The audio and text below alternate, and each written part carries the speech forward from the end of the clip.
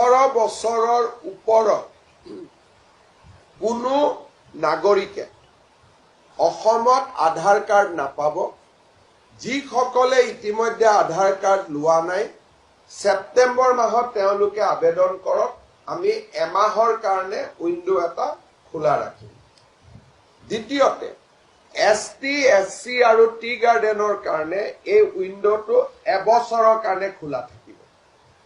আৰু ইয়াৰ পিছতো সময়সীমা পাৰ হৈ যোৱাৰ পিছতো যদি ৰেয়াৰেষ্ট অফ দ্য ৰেয়াৰ কেছত কোনোবা মানুহে আবেদন কৰে, এছডিচি বা চাৰ্কুল অফিচাৰে দিব নোৱাৰিব, অকল ডিচিয়ে দিব পাৰিব। ডিচিয়ে দিয়াৰ আগতে S B report, foreigners tribunal report গোটেইখিনি সংগ্ৰহ কৰিহে ডিচিয়ে দিব পাৰিব। আৰু আমাৰ আধাৰ সেচুৰেশ্যন ইজ 103%।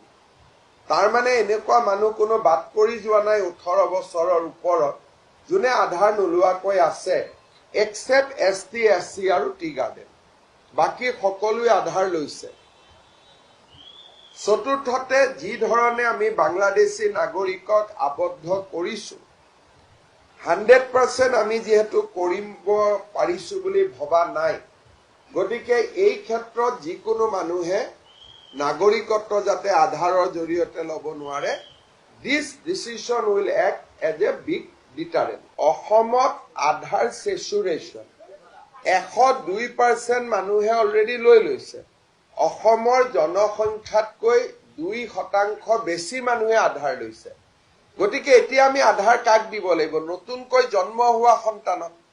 আৰু মেট্ৰিক পৰীক্ষালৈকে, আজি যদি মই জন্ম হৈছো, মই হয়তো কিবা কাৰণত আজিয়ে লোৱা নাই, কালি লোৱা নাই, কিন্তু 18 বছৰলৈকেতো আধাৰখন নোলোৱাকৈ থকাৰ কোনো কথা হ'ব নোৱাৰে।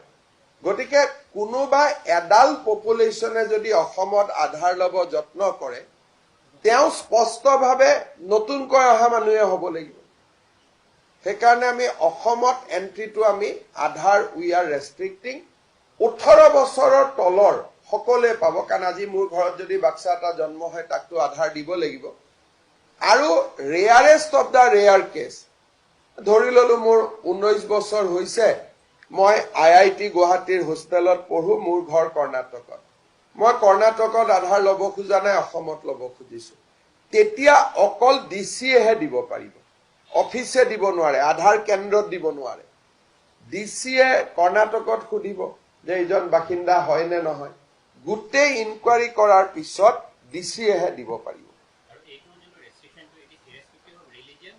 ইৰেস্পেক্টিভ অফ ৰিলিজিয়ন, ইয়াত হিন্দু মুছলিম চবৰ কাৰণে। খালি এছটি, এছচি আৰু টি গাৰ্ডেনত আধাৰ পেনেট্ৰেশ্যন ইজ 96%।